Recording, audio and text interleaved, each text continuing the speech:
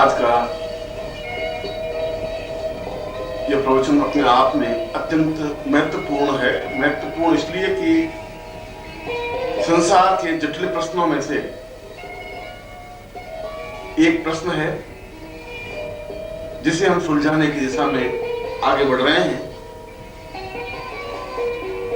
और यह प्रश्न हजारों वर्षों से भारतीय ऋषियों, महर्षियों, योगियों, तपस्वियों, साधुओं, सन्यासियों और वैज्ञानिकों का मस्तिष्क मंथन करता रहा है कि मृत्यु क्या है और मृत्यु क्या है। क्या मृत्यु से परे भी कोई चीज है? क्या मृत्यु अवश्यंभावी है? क्या मृत्यु को हम टाल सकते हैं? और क्या कोई युक्ति, कोई साधना, क्या कोई स्थिति, कोई तरकीब है जिसकी वजह से हम मृत्यु और मां अमृतम गमय उस उपनिषद की इस पंक्ति को सही कर सके, चरितार्थ कर सके।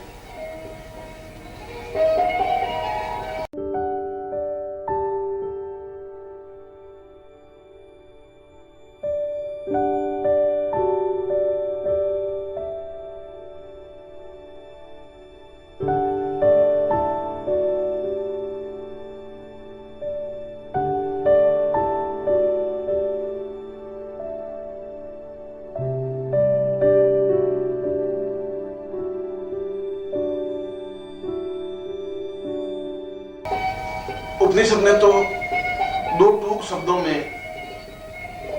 इस पंक्ति को स्पष्ट किया है कि मृत्यु और मां अमृतम गमयः। मनुष्य को प्रयत्न करना चाहिए कि मृत्यु से अमृत्यु की ओर अग्रसर हो। उसका गमन, उसका रास्ता, उसका पथ अमृत्यु की ओर हो। इसका मतलब यह है कि उपनिषद भी इस बात को स्वीकार करता है कि मृत्यु तो अवश्यंभावी है ही। तभी उसने कहा कि मृत्यु से अमृत्यु की ओर तुम्हें अग्रसर होना है, क्योंकि यह मृत्यु तुम्हारे जीवन का एक पार्ट है, एक हिस्सा है। तुम चाहो या नहीं चाहो, इस मृत्यु का एक न एक बार तो तुम्हें साथ देना ही पड़ेगा। परंतु यदि ऋषि ने, उपनिषदकार ने इस पंक्ति के आधे हिस्से में मृत्यु शब्द का प्रयोग किया है, तो आधे हिस्से में इस बात का भी प्रयोग किया है कि कोई ऐसी स्थिति तो जरूर है जिससे कि हम अमृत्यु की ओर अग्रसर हो सके। कोई ऐसी स्थिति आ सकती है जहां हम अमृत्यु पर बढ़ सके, हमारी मृत्यु नहीं हो, हम पूर्ण रूप से अमर हो सके, जीवित रह सके, लंबे वर्षों तक जिंदा रह सके, स्वस्थ रह सके। दोनों ही स्थितियां हमारे सामने एक पेचीदा प्रश्न लिए हुए खड़ी रहती हैं। और इस मृत्यु के लिए भारतीय दर्शन, योग, मीमांसा, शास्त्र, पुराण, वेद, इन लोगों ने तो मंथन चिंतन किया ही है। वैज्ञानिकों ने भी अपने तरीके से इस पर चिंतन और विचार किया है कि मनुष्य वृद्ध क्यों होता है, मनुष्य मृत्यु को प्राप्त क्यों होता है। ऐसी क्या चीज है मनुष्य के शरीर में जिसके बने रहने से वह जीवित रहता है और जिसके चले जाने से वह मृत्यु को प्राप्त हो जाता है। क्योंकि मृत्यु और अमृत्यु के बीच में शरीर में कोई गुणात्मक अंतर तो नहीं आता। एक सेकंड पहले जो जीवित था उसके हाथ, पांव, आंख, नाक, कान सही सलामत थे, और एक सेकंड के बाद वह मृत्यु को प्राप्त हो जाता है, उसमें भी हाथ, पांव, नाक, कान उसके सही सलामत होते हैं। प्रश्न उठता है कि योग ये बात कहती है कि जब हृदय का धड़कना बंद हो जाता है तो मृत्यु हो जाती है। परंतु ऐसे कई योगी हैं जो कई के घंटों तक अपने हृदय के धड़कन को रोक देते हैं और 4-6 घंटे हृदय की धड़कन, हृदय का स्फुरण होता ही नहीं, तो क्या वे मृत्यु को प्राप्त हो गए? इसलिए यह परिभाषा तो मान्य नहीं हो सकती कि हृदय की धड़कन बंद होने से आदमी मृत्यु को प्राप्त हो जाता है। हृदय की धड़कन तो कई कारणों से बंद हो सकती है जो हमारे यंत्रों के माध्यम से सुनाई नहीं देती। प्रश्न यह नहीं है, प्रश्न यह है कि मृत्यु यदि हो जाती है तब तब तो वापस पुनर्जन्म स्वाभाविक है। हमारे शास्त्र इस बात को दो टूक शब्दों में कहते हैं कि जो पैदा होता है उसकी मृत्यु होती ही है, चाहे वह पशु हो, पक्षी हो, कीट पतंग हो, मनुष्य हो, चाहे वनस्पति हो, पेड़ पौधे, दिन रात जो उत्पन्न होगा वह युवा भी होगा, वह वृद्ध भी होगा, मृत्यु को भी प्राप्त होगा। क्योंकि मृत्यु की भित्ति पर ही, मृत्यु की नींव पर भी वापस नए का जन्म होता है। यदि मृत्यु हो ही नहीं तो ये देश, ये समाज, ये राष्ट्र अपने आप में कितना दुखी, परेशान, संतप्त हो जाएगा, इसकी कल्पना की जा सकती है। कल्पना की जा सकती है कि हजारों हजारों करोड़ों करोड़ों वृद्ध चारों तरफ घूमते हुए नजर आएंगे, बीमार नजर आएंगे, सिसकते हुए दुखी, परेशान और पीड़ित नजर आएंगे, कफ और थूक और खांसी से दुखी और संतप्त नजर आएंगे, और नई पीढ़ी के लिए पृथ्वी पर खड़ा होने की और खड़े होने की कोई जगह नहीं रहेगी। कहां खड़े होंगे, क्या करेंगे, किस प्रकार से स्थिति बनेगी? यदि सारे व्यक्ति जीवित ही रहेंगे तब तो यह पूरा राष्ट्र और पूरा देश और पूरा विश्व अपने आप में एक अशक्त, वृद्ध, कमजोर और दुर्बल सा दिखाई देने लग जाएगा। उसमें कोई नवीनता नहीं होगी, कुछ हलचल नहीं होगी, कोई तूफान नहीं होगा, कोई जोश नहीं होगा, नवजवानी नहीं होगी, यौवन नहीं होगा, स्फुरण नहीं होगा। यह सब कुछ होगा ही नहीं, क्योंकि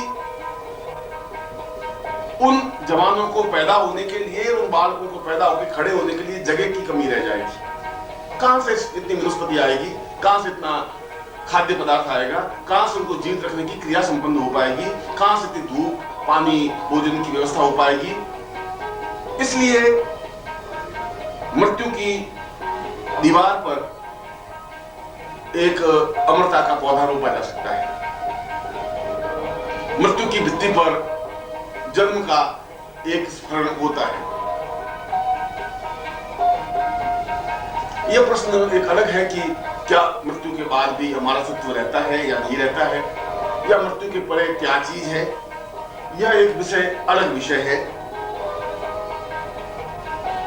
क्योंकि यदि मृत्यु हमारे हाथ में नहीं है तो फिर जन्म भी हमारे हाथ में नहीं है।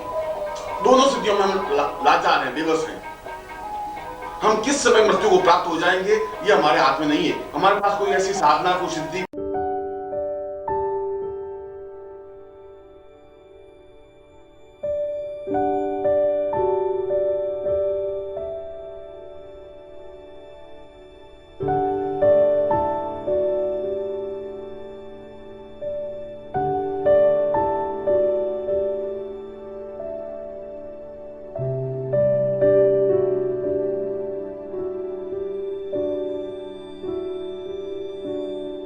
विज्ञान नहीं है जिसके माध्यम से हम दो टूक शब्दों में कह सकेंगे हम इतने दिन तक जीवित रहेंगे ही, मृत्यु हमें स्पर्श नहीं कर सकेगी। हाँ, यह अलग बात है कि कुछ विशिष्ट साधनाएं, अद्वितीय साधनाएं ऐसी हैं जिनके माध्यम से इच्छा मृत्यु को प्राप्त की जा सकती है। जितने समय तक जाए जीवित रहा जा सकता है, परंतु वह तो एक रेयर है, वह तो एक विशिष्टता है। इसलिए मैंने कहा कि मृत्यु पर हमारा बस नहीं है, मृत्यु पर हमारा नियंत्रण नहीं है, और इन मृत्यु पर वशिष्ठ, विश्वामित्र, अत्रि, कणाद, राम और कृष्ण का भी कोई अधिकार नहीं रहा। उनको भी मृत्यु को स्पर्श करना ही पड़ा।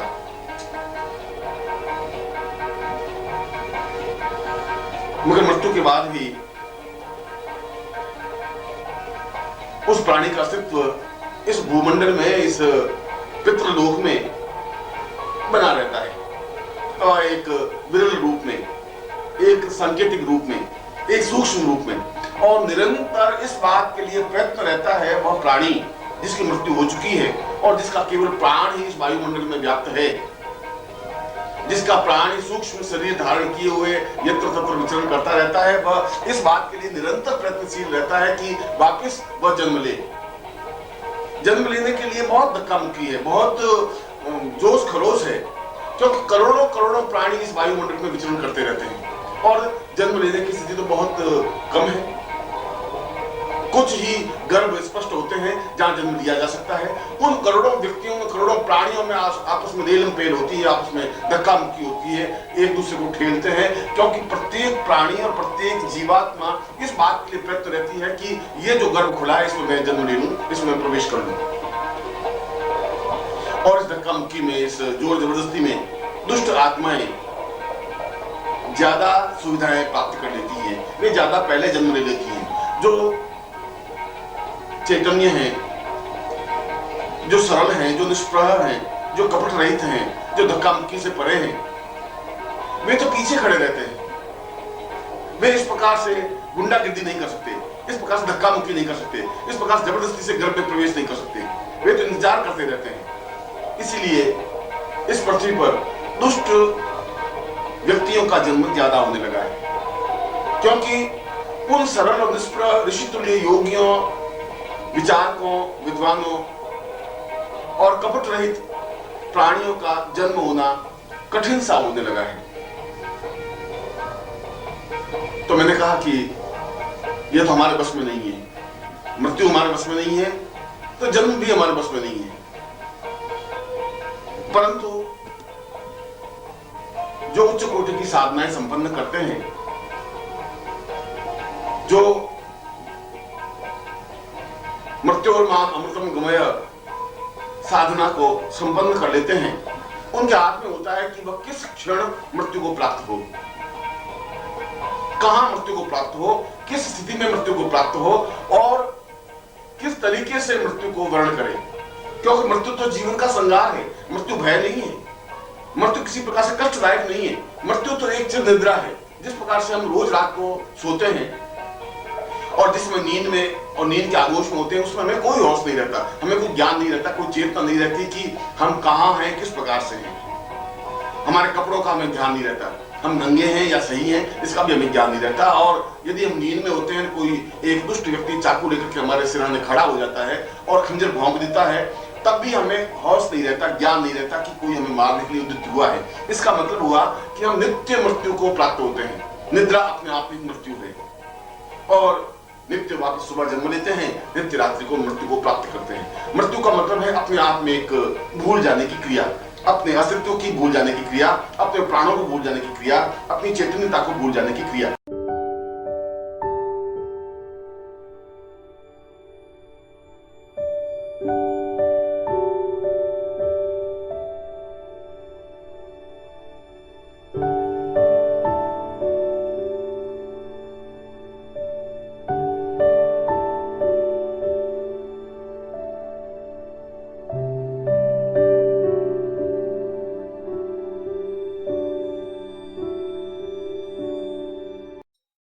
ओम परम तत्वाय नारायणाय गुरुभ्यो नमः। ओम ह्रीं मम प्राण देह रोम प्रतिरोम चैतन्य जाग्रय ह्रीं ओम नमः। ओम भूर्भुवः स्वः तत्सवितुर्वरेण्यं भर्गो देवस्य धीमहि धियो यो नः प्रचोदयात्।